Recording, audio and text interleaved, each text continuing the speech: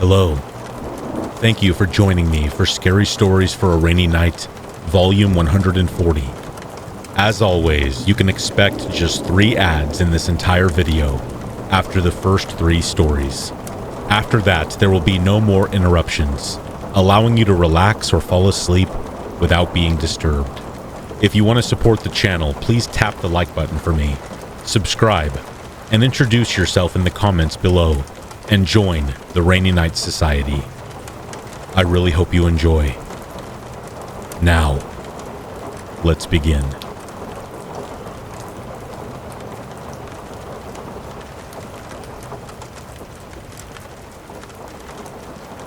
This happened when I was 14 and my friend David was 15. We had sleepovers all the time, and tonight was no different. His parents weren't home, so we were being as loud as we wanted in the den, playing video games and having music playing loudly, while eating an unhealthy amount of junk food. I'll skip most of the details in order to keep this story on the shorter side. The music and video games continued until around 4 in the morning. That's when we began to settle down. David had the idea of taking a walk around the neighborhood to help calm us down, and I agreed. We returned about 10 minutes later. David's basement is kind of weird. I'll try to explain it here. His house has a bit of a hill in his front yard, so half the basement was above ground, which was where the den we hung out in was, and the other half was a room with a TV and couches, which is where we were going to sleep. David turned on a movie and threw me in a blanket. I got comfortable on the couch, closest to the basement staircase, and he slept on the couch furthest from them across from me. I didn't watch the movie for long before falling asleep. I woke up with a jolt. David was crouched next to me, shaking my shoulder. He told me to be quiet and listen upstairs. It couldn't have been more than an hour after we fell asleep, since it was still completely dark outside, and the movie was still playing, although muted now. I was still in that half-asleep state, so I had to strain my hearing to notice what he was talking about. It sounded like someone was rummaging through a drawer, following by 2 cracks of pressure on the upstairs floorboards. "I think someone is up there," David whispered. I was now fully awake, and I sat up. I thought it could have been his cats running around upstairs, and that he was overreacting. The next thing that happened is hands down the most terrifying thing that I have ever witnessed. 2 coughs from upstairs triggered a fight or flight response in both of us. Footsteps began to approach the basement staircase. David looked absolutely petrified. I scrambled off the couch, frantically searching for my phone on the floor. David rushed over to the TV to turn it off, and we very quietly made a break for the den door across the basement. We passed the basement staircase, but I didn't even look to see if anyone was there. David swung the old door open, and we sprinted across the street to hide in the neighbor's bushes. David called the police while I watched the windows in the front of his house. Despite the darkness, the scant moonlight provided just enough for me to notice a tall silhouette moving in the huge living room window. David told this to the dispatcher, and they said police were en route. It felt like we were waiting for hours before the sound of police sirens wailing pierced the night. A pair of squad cars barreled down the cul-de-sac and pulled up in front of David's house. We ran over to the officers and told them everything. 2 officers went inside to search the house. The 3rd officer searched the yard and surrounding areas, while the 4th officer stayed with us. He asked us questions you would expect, like did we see the person? How did we know that someone was inside? Did we know if anything was taken? Stuff like that. We knew very little, just that someone was inside the house. After about 5 minutes, I could hear an officer shout, followed by footsteps running into the woods behind David's backyard. The officer talking to us rushed over to his open backyard gate. The man who broke in was trying to escape into the woods, but was caught when the officer in the back shined his light through there. He was cuffed and arrested. When the man was being walked back to the squad car, we noticed how massive he was, like 6'7" and 300 pounds. The officers inside searched every nook and cranny of the house and confirmed nobody else was inside. The man didn't steal anything either, and that still makes me wonder what his motives were. Needless to say, we didn't get any sleep for the rest of the night. We were just too scared, jumping at every noise and patrolling the house to make sure nobody else broke in. That is the story of when someone broke into my friend David's house early in the morning while I was sleeping over.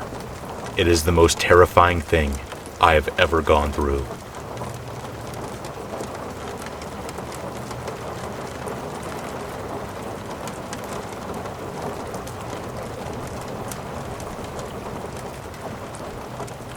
On one night, I decided to go for a walk. It was around 9 p.m. and it was a nice night.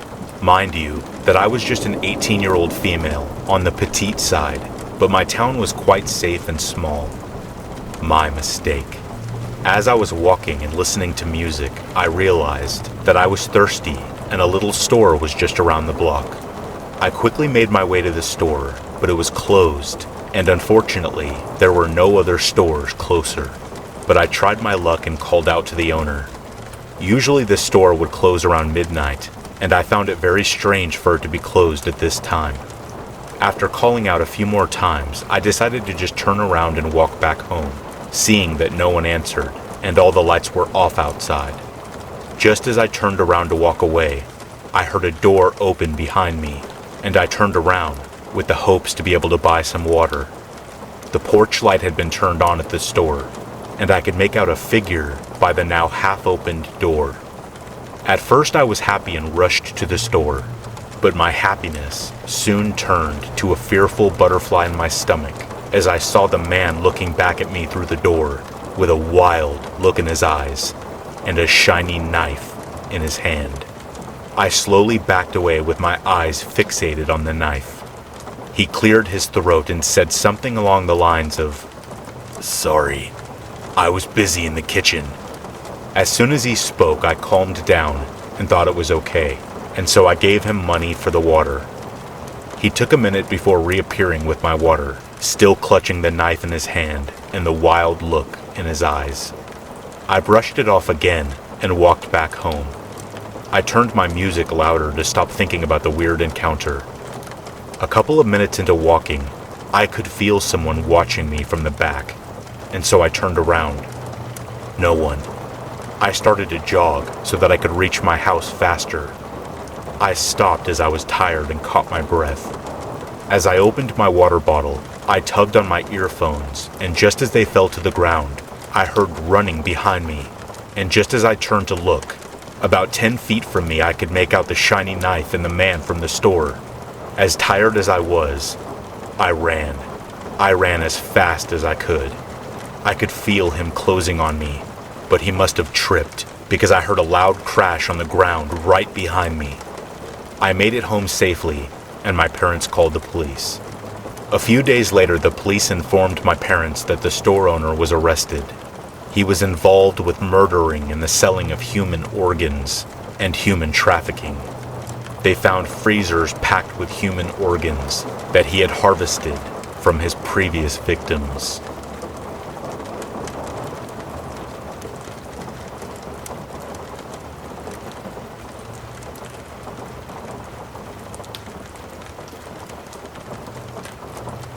For a little context, I'm a guy, and I live in a small town in Nevada. Now, this town can get a little boring sometimes, especially if you're not into the whole gambling nightlife thing. However, there are a couple of things I enjoy doing, like off-roading in my ATV, or going for long hikes with my dogs Buddy and Snoopy. Now, right behind my house is a desert that stretches out for miles and miles, which makes it super convenient for me to walk my dogs, because I don't have to worry about traffic or other civilians. I can just let them run loose and enjoy the open space. Now there is also 2 large mountains a couple of miles from my house that I like to hike up. These mountains are only separated by less than half a mile. Now during the winter, these mountains can be pretty rough. I labeled these mountains A and B. Mountain A was easier to hike because of the clear trail leading up to it, and Mountain B is more rocky and steep. Now, the day before I went for this particular hike, the weather was horrendous. Almost everything was snowed in, and the wind was powerful enough to knock a semi-truck over. But by the morning, a lot of it had cleared, and the wind had settled down. Not the perfect weather, but I still decided to go for my hike. My dad didn't think it was a good idea to go alone, so he and my aunt had joined in. Instead of taking my usual route to Mountain A, my aunt wanted to hike up Mountain B because the sun was hitting that side. I was hesitant at first because of the steepness of the mountain, but finally agreed, and we were on our way. The desert ground was pretty muddy and the bushes were covered in snow. Light snowflakes were hitting our face, and the sky was finally starting to clear up.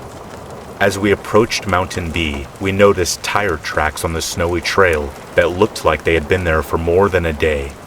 We thought it was pretty strange because who would be out here driving in this weather? But we brushed it off. Now, one thing that intimidated me about this mountain were the sharp rocks on the trail that we had to cross. These rocks look even more intimidating, covered in ice and snow.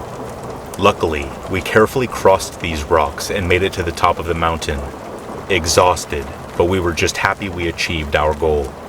The top of the mountain did not look as how I'd expected it would look. There were food wrappers, beer bottles, and dead bushes everywhere. I still enjoyed the view, and I started snapping pics of the dogs and the scenery with the town in the background.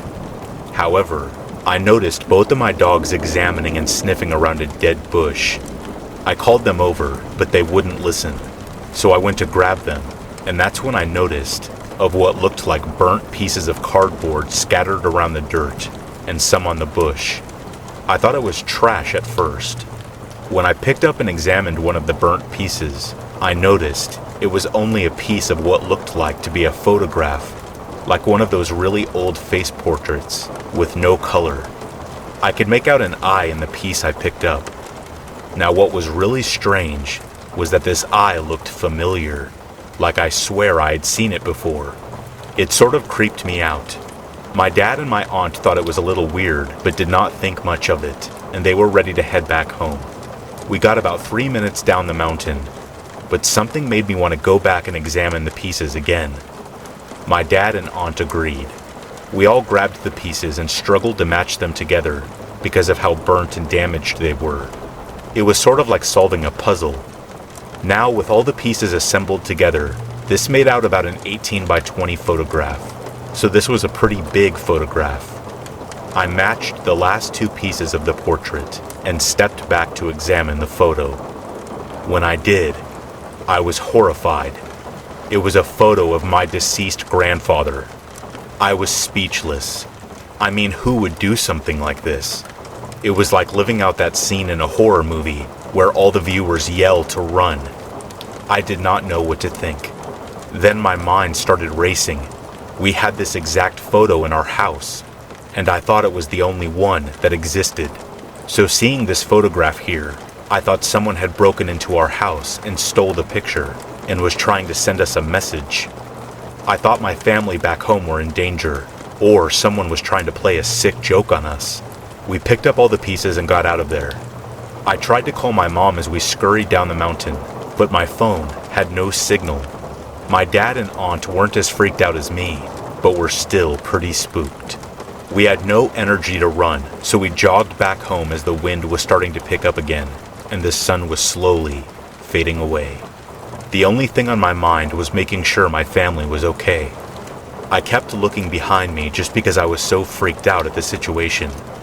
Thankfully, nothing happened to us, and we made it home, and I saw my mom in the kitchen and my brother playing video games. I was relieved and gave my mom a big hug. She was confused as to why I was hugging her. That's when I finally explained the situation. I assembled all the pieces of the photograph for her, and she was terrified. I mean, this was her father. She was as freaked out as me. I went to her room because I knew that's where she kept the photograph of my grandpa, and it was still hanging on the walls, undamaged. So this puzzled me and my mom even more because she thought there was only one of these photographs in existence too. My grandpa had lived all his life in California, and was tragically killed in front of his home by gang members. My mom was really small when he was killed. The guys who did it were after my mom's older brothers also, so my family left town and settled here in Nevada. So the only explanation that we had was that these guys had found out where we lived and were trying to send us a message with a destroyed photograph of my grandpa. That whole month we slept with one eye open and were very cautious of the things we did throughout the day. I no longer hiked up those mountains. We would rarely come outside. I just wanted an answer as to who did this and what their intentions were. My mom had wanted to tell my grandma about the situation, but did not want to scare her. But eventually, she explained everything to her and found out that my grandma had owned a copy of that same photograph too. But what my grandma told my mom about the photo shocked her. My grandma said that she was responsible for the photo being out there. She said that on the night before we took that walk, she told one of my uncles to take the photo and destroy it because she felt a strange presence with the photo being in the house. She said anytime she would look at the photo, she would catch the eyes staring back at her, no matter where in the room she was. That's why, when I saw that eye from the picture out in the desert, it creeped me out, because I knew I had seen those eyes before. One thing I still sort of question is how my uncle drove all the way up that mountain in that weather, in the pitch black. We told him the story, and he verified it. He claimed that he and his brother went out drinking and drove all the way up the mountain in the dark, and there they tried to get rid of the photo. He said he tried burning it, but the wind was really strong, so he resorted to just tearing it apart with his hands. He said it was really tough getting up the mountain, but had wanted to get the photograph as far away from my grandma as he could. One thing that's still strange to me is how we ended up finding the pieces of the photo, like it was fate.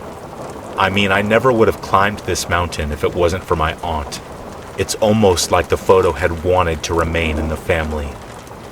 Like I said, the wind was really strong the night before, and it snowed a lot, yet the pieces didn't fly away. They weren't covered in snow. They were just laying there, all close to each other. It's weird. It's like the photo had wanted to remain together in one piece.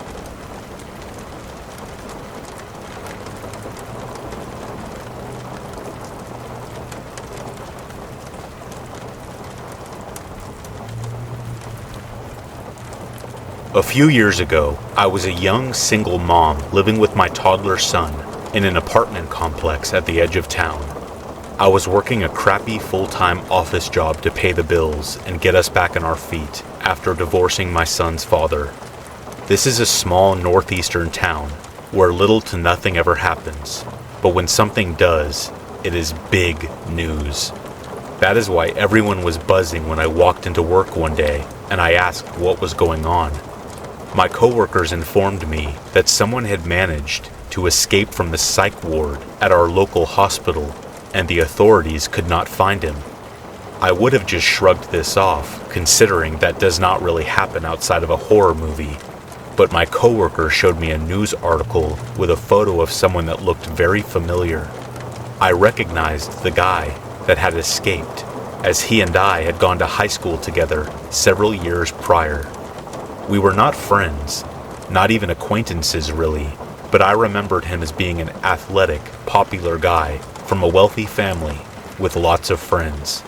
I skimmed through the article that explained that he had been involuntarily committed and had somehow managed to leave the hospital. He had been gone for a few hours before someone raised the alarm and the authorities were asking the public to keep an eye out, but be careful, as they did not know of his mental state.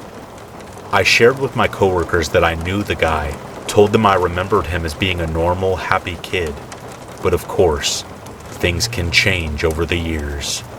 One of my coworkers piped up and said, "Hey, they think he was spotted heading towards Creek Road. Isn't that by your house?" This gave me a pause.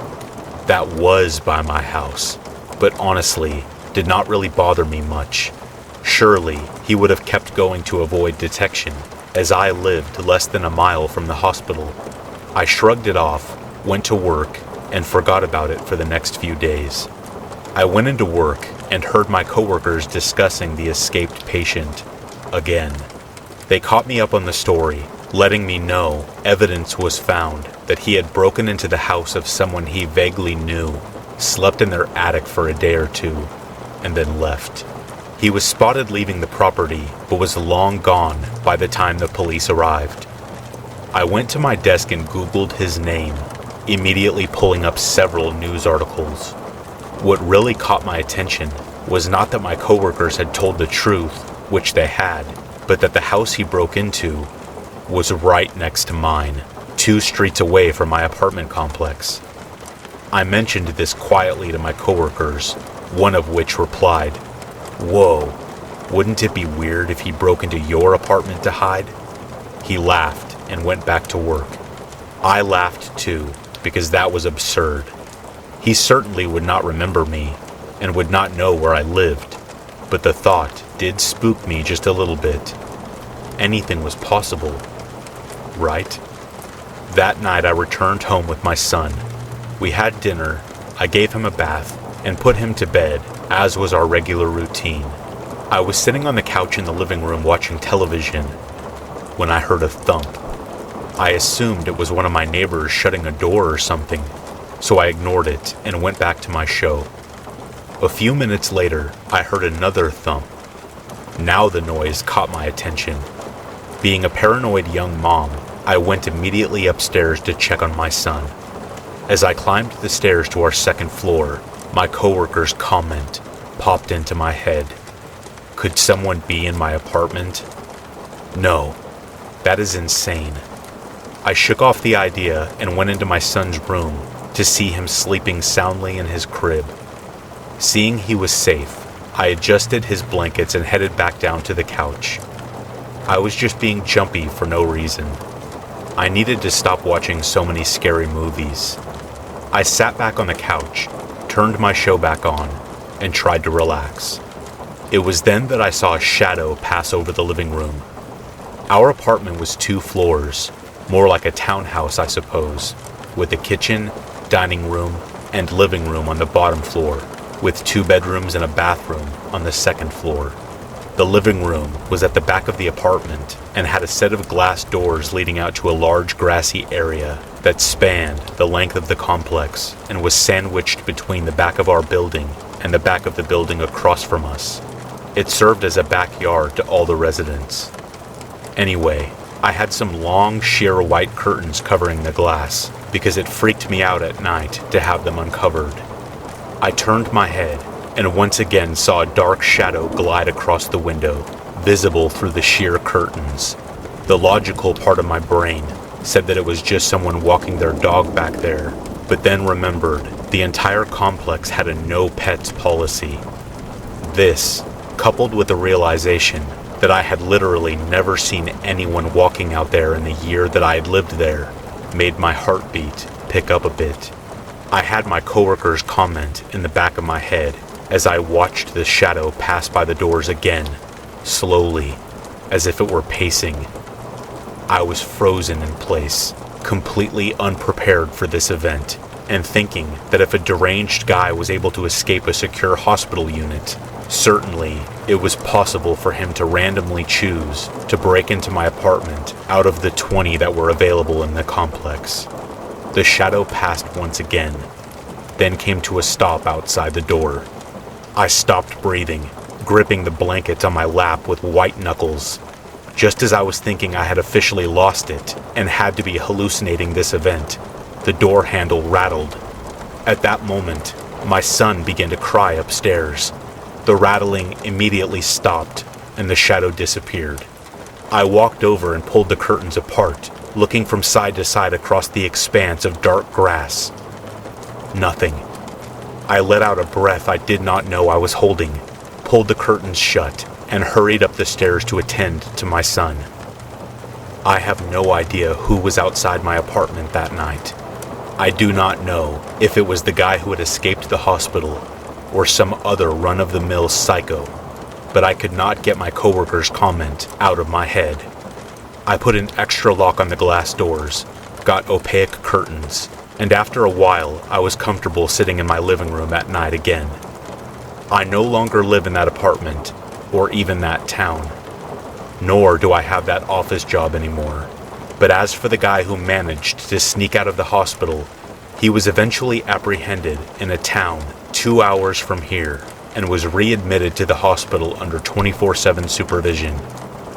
I have no idea where he is now.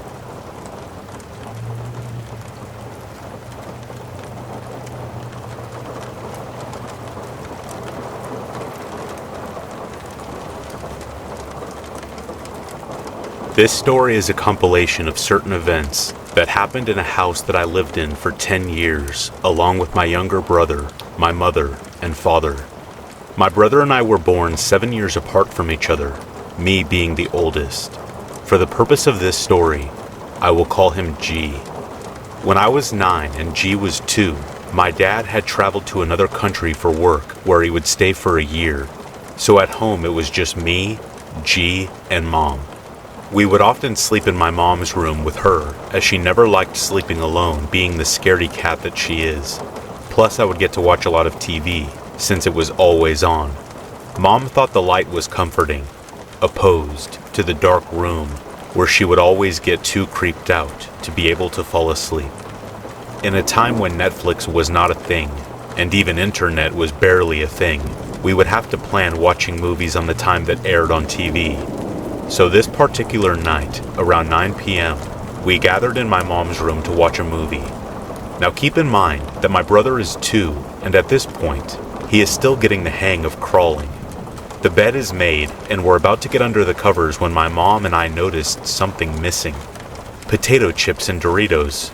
How can you have a movie night without those? So we decided to sprint to the kitchen.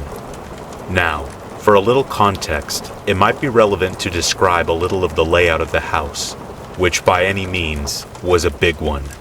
The house had about 30 feet in width and almost 200 feet in length, so it was a fairly narrow but long house. The house itself was surrounded by walls, and even though it was about 10 feet above the street level, the houses surrounding it were even taller. Once you went up the stairs and opened the front door, you would arrive in the living room, which was also the dining room, facing a wall with 2 doors, one in the far right corner and one in the far left corner. The one on the right was the outside corridor, which led you past all the room's windows. 2 windows on the corridor, and to get to the 3rd window, you had to go all the way to the end and turn left, and that was my parents' room window.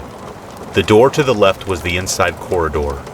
Once inside it, there were 3 doors on the right: my room, my brother's room, and the bathroom. And the 4th door was at the end of the corridor, and facing the corridor itself, my mom's room. The inside corridor directly faced the kitchen's entrance.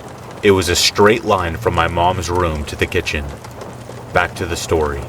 Craving the snacks, my mom and I ran to the kitchen, leaving my brother laying in the middle of the bed. Knowing exactly where the snacks were, and in a full-out sprint, we accomplished this mission in 30 seconds max. But when we got back to the room, confusion quickly struck us hard. My brother was still where we left him, not having moved an inch, but he is now laughing for no apparent reason. And it would have been cute if not for the bed covers now that not only had been undone, but they were also folded at the foot of the bed. Confused, Mom and I looked at each other and decided that the best option was to believe that it was already like that, and we just didn't notice. After checking under the bed and inside the closet, just for good measure, we locked the door, enjoyed a good movie, and went to sleep with the TV on. Nothing else happened that night. Fast forward 4 years. I am now 13.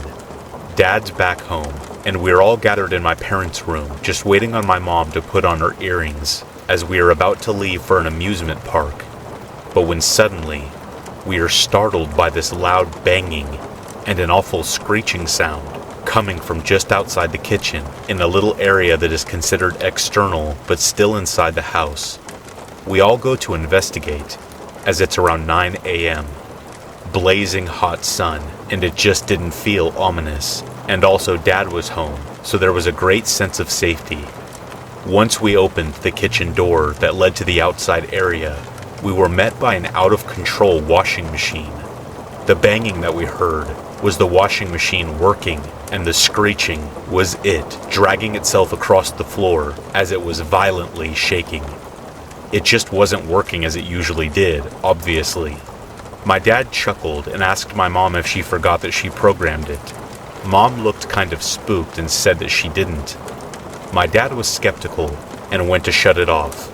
Believing it was the timer, he turned the button as to click it in place. And what do you know? It worked. It all came to a stop. Everyone laughed for being so jumpy and quick to jump to supernatural conclusions. And my dad with that "I'm the man" look on his face now. Well, that lasted about 10 seconds. As we were about to go back in the house, the machine starts again, but this time, it's shaking and banging so hard that it's literally jumping around. My dad immediately went for the timer button again, but nothing happened. He went for the off button. Nothing. He opened the lid, as it usually stops spinning once it's opened. No luck. It only came to a stop once my mom unplugged it, with me and my dad trying to hold it in place. Not only did we not laugh this time, but we stood there actually waiting for it to turn back on, even though it had no power source. After about a minute or so of silence and lots of staring towards the machine, we came out of what felt like a trance and went on our trip. 3 more years go by, and I am now 16. G is 9. It's probably around 11 a.m. when my mom asks us if we want to go to the supermarket with her. G says he's good, and I make his answer my own, as I am more interested in the computer in front of me. The supermarket is about 8 houses down the block, so if my mom needed help bringing the groceries back, she only needed to call me and I would sprint there to help, as it usually was. Mom would say she was just going to grab some bread and she would end up buying enough stuff for 10 families. So I'm browsing the internet listening to my brother playing his PS2 in his room and getting angry as he is clearly having a hard time with whatever level he's on. All the doors are opened, so every sound is pretty clear. And there it was. Someone's at the gate. Since you can hear someone messing with the padlock, I presumed it was my mom back from the supermarket. And my brother must have heard her too, because he paused his game and I saw him sprint past my door. A little annoyed, I knew that I had to go help with whatever groceries Mom was bringing in, so I get up and make my way to the front door. When I opened it, my brother had already beaten me to it, but something was off, and that's when this dreadful feeling hit me, a chill rising through my spine.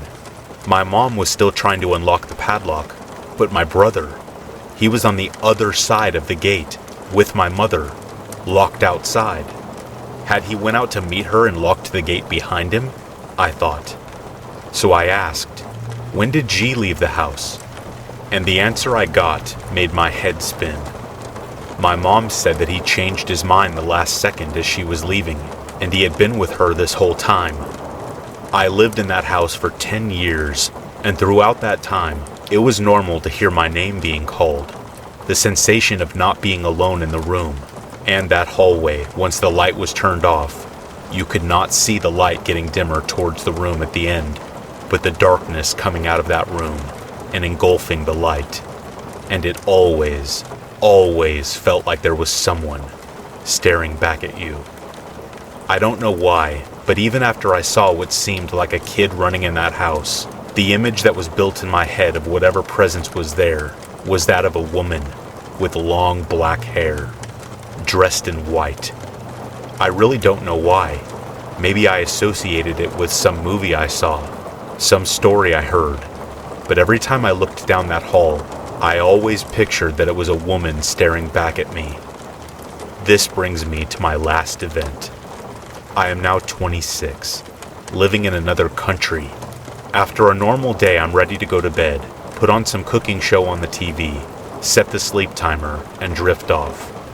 When I awake, I have this pit in my stomach, that eerie feeling that something is just not right. The only light in the room is coming from the TV. I feel so drowsy, and I can't seem to move at all, so I scan the room with my eyes, just to find my parents sleeping on a bed next to me. Wait, this isn't my room. I'm back in that room, back in the house we left years ago, and as I asked myself why, that's when I noticed the woman standing by the door. She had black hair covering most of her face. She was wearing what seemed to be a white nightgown. Even though I could barely see her eyes, I knew she was staring at me. Unable to move and feeling like I had been drugged, my eyes turned to my parents still asleep, and I noticed that the woman's attention also turned towards them. But now I could feel anger coming from her towards them. In that moment, I thought I would cry. I would tremble. I would lose my voice. That thought was quickly extinguished as pure, thick rage started pouring out of me. The woman seemed surprised that I started cursing at her as I was unable to talk a second ago. Even more when I started to lift myself up on 2 feet. As I charged her, still groggy, I remember thinking to myself in a rageful manner, sleep paralysis. Right. I am the only one allowed in my head. She blocks the door, which is opened, with her body, and I push her to the side. As soon as we come in contact with each other, for a second, the rage instantly disappears. Every other feeling disappears except for one, an endless dark ocean of loneliness. The woman hits the wall, and I run towards the end of the corridor. When I open the door, I wake up in my room. The TV is off. Daylight pouring in the room through the thin curtains. I am not one to have such vivid dreams, so this one got me thinking and reflecting for weeks now.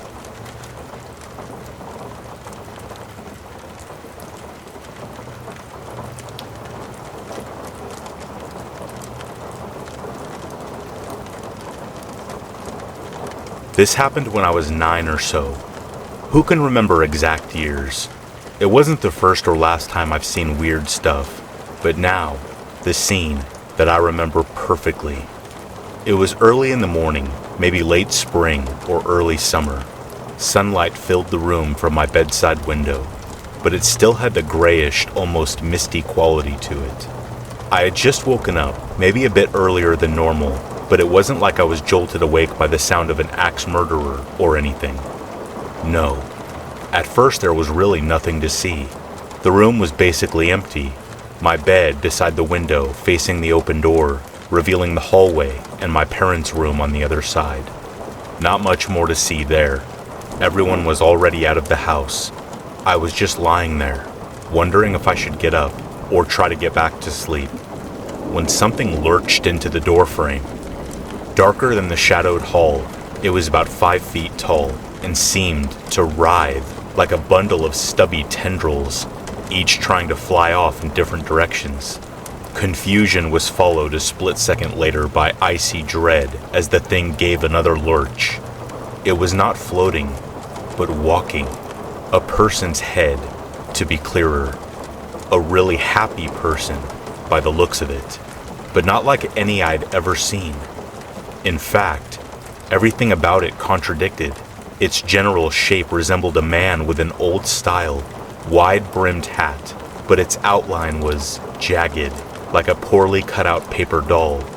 The random edges sprouting from it were the tendrils I had been seeing, but they seemed razor-sharp to my eyes. Were those fingers or claws? Was it solid or mist? Was it even there?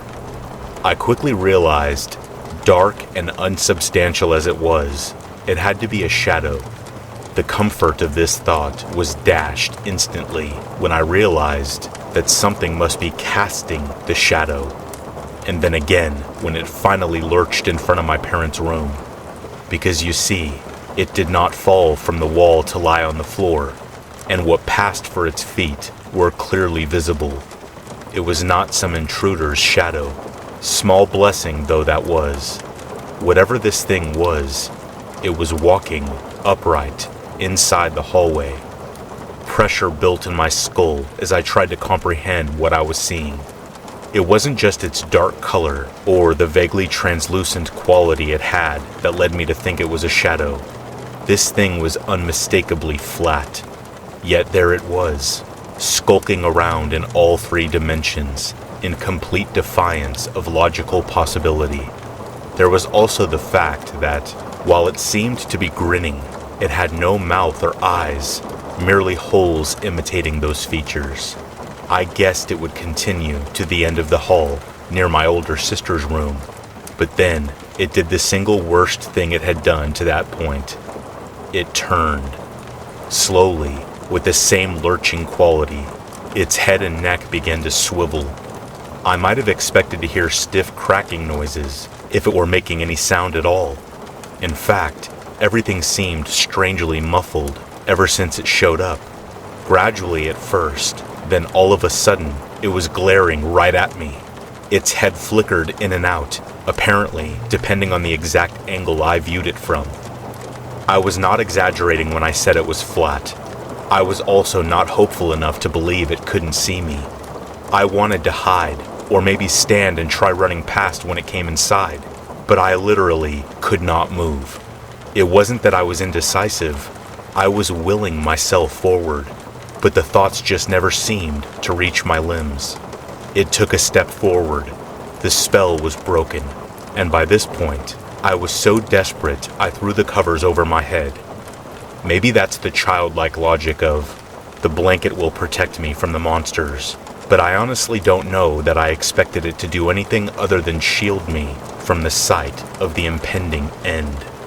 It's really surreal to be that age and think that you're probably about to die violently. I imagined it reaching me any second and wondered what it would be like. A cold, tearing stab, like being impaled by a knife, or maybe my flesh would sear away at its smoky touch. But nothing happened. For who knows how long, I shivered in my makeshift fort, wondering if it was really gone or just standing there waiting for me to look, perhaps with its horrible excuse for a face hovering an inch from mine. Maybe I wouldn't even know at first, until it shifted position, materializing from nowhere. Either way, this clearly wasn't going to end until I did something, so I slowly lowered the blankets to look out at an ordinary room. The dread was lessened, the chirping birds returning to their normal volume. I climbed out of bed, fidgeting this way and that, constantly looking over my shoulder to make sure it wasn't hiding somewhere with its unnatural lack of depth. Creeping to the door, I took a deep breath and stuck my head out, looking to my sister's room, the main house, and back as quickly as I could. Nothing. Her door was shut, but I wasn't sure that would stop whatever this was. I also slightly preferred running headlong into it than it getting the drop on me again. So I peeked inside. Still nothing. What followed was more of the same. I would look all over the house and the outside yard, expecting it around every corner, under every piece of furniture, or maybe to just burst from beneath my feet. But it never came. I suppose I could have searched the forest, but I couldn't decide whether that was paranoia or tempting fate at that point. Years passed, and I still did not encounter it, though I no longer felt comfortable being in my room with the door open. I'm sure you have a lot of lingering questions. So did I, but they were never answered. It's not like I could call the thing back, or would, even if I could. You may also have suggestions. Maybe it was a ghost, or a demon from another dimension. Maybe sleep paralysis. You may feel free to offer your suggestions, but no offense. I hope I never find out.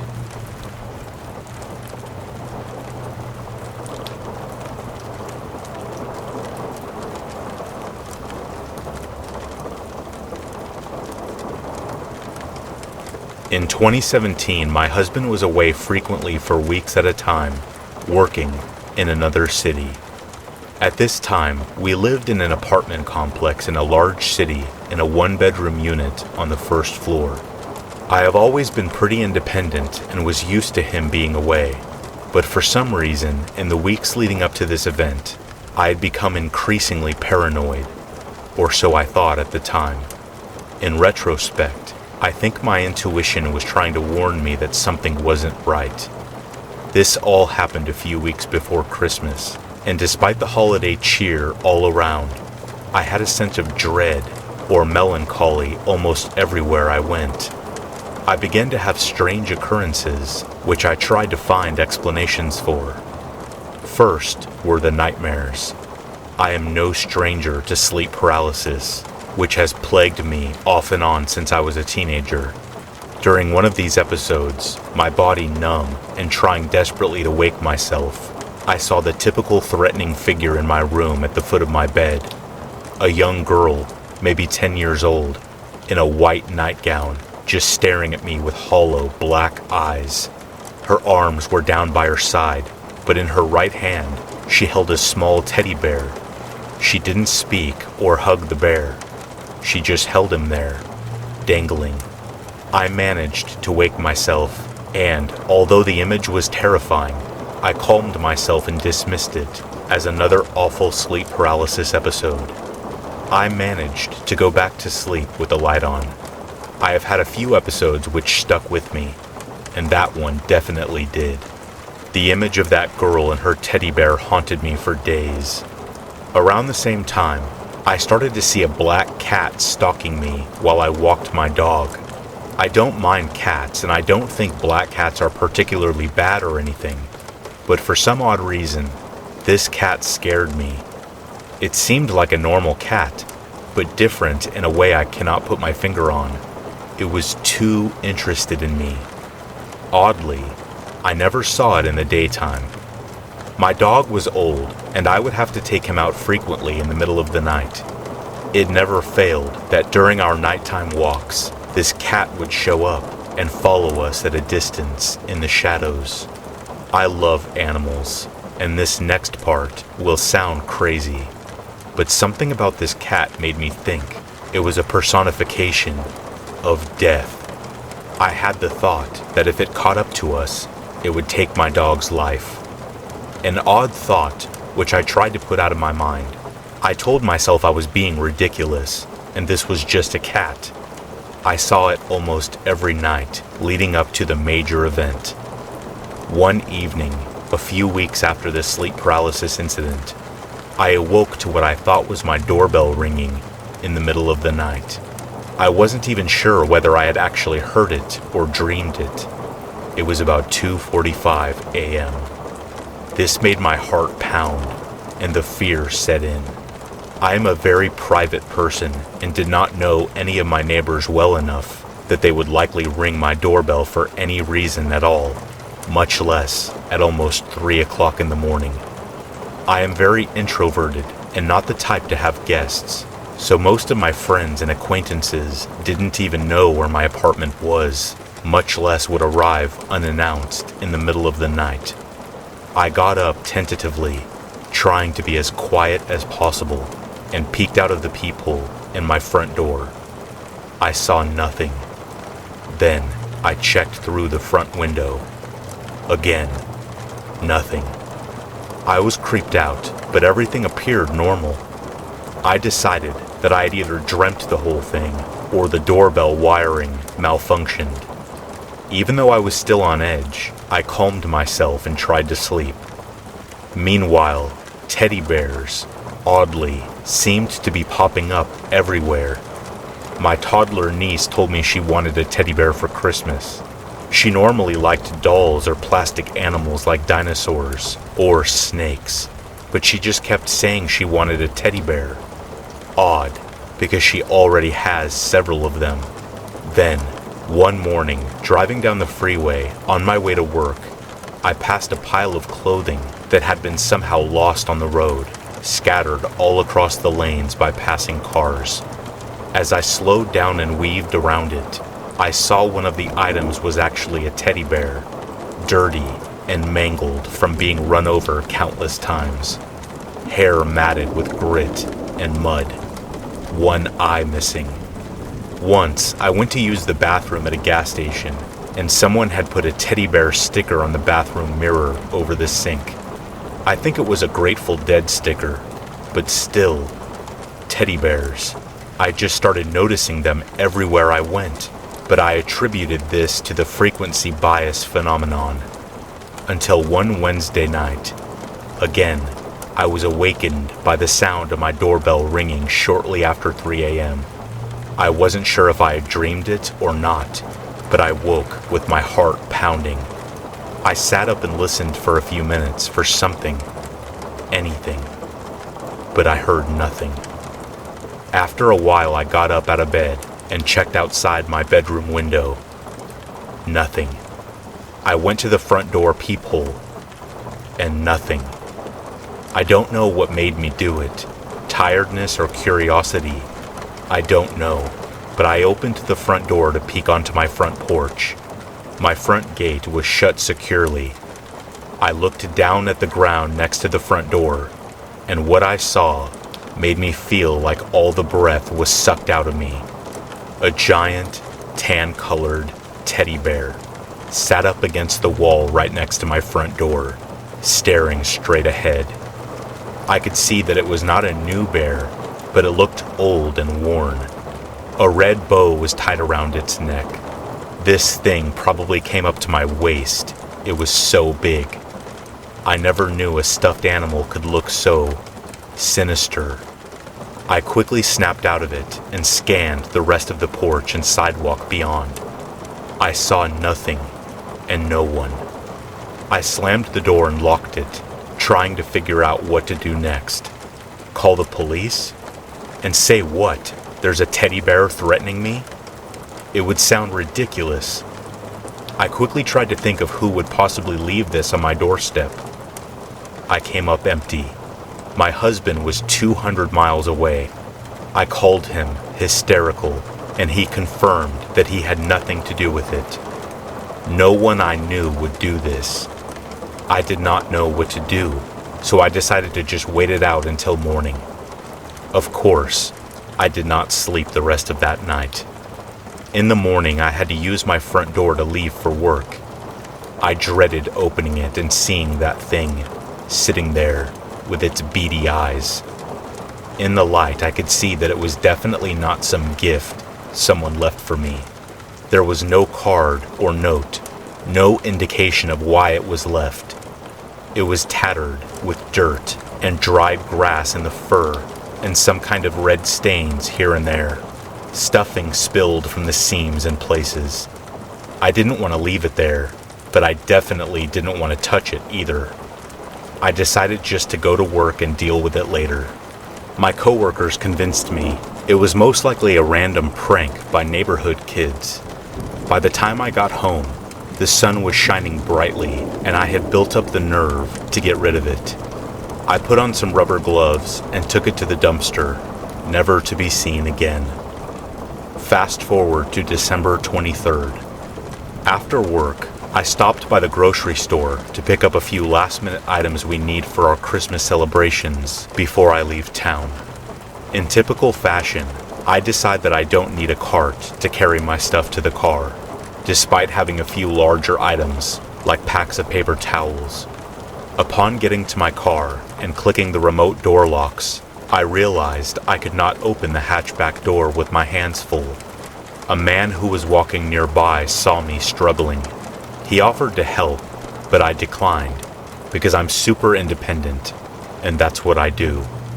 He insisted, and as he walked over to me, I noticed that he looked a little rough around the edges, dirty work clothes, messy hair, flannel overshirt, work-type boots. I recall him having very clear blue eyes that looked a little too deep into my soul. I wasn't comfortable accepting his help, but before I knew it, he was reaching for my back door handle and pulling it open. The parking lot wasn't exactly empty, so even though I was uncomfortable, I didn't feel like I was in immediate danger. I thanked him and tossed my stuff in the hatchback and slammed it shut. He still stood there, so I said, "Merry Christmas, have a good night," and started to step to the driver's side door. He smiled at me and said, "Merry Christmas to you too," and held his hand out to me. I did not want to shake his hand, but not wanting to be rude, I looked down at it. He was giving me a tiny Christmas teddy bear with a Santa hat. I was dumbfounded. I did not want to take it, did not know him, and did not know what to say. So many thoughts went through my mind at that moment. Was he responsible for the bear on my porch? Was he following me? Was I just being crazy? He was just smiling at me, like he knew. Again, not wanting to be rude, but thoroughly freaked out, I searched for the right response. No thanks," was all I said. "I don't have any kids." I turned and got in my car and pulled out, watching him in my rear view, just watching me drive away, with an angry look on his face. Thankfully, I wasn't far from home, and I got there in record time. My paranoia was at an all-time high for the next few weeks, but I didn't see any more teddy bears for a while, and eventually, I stopped obsessing about it.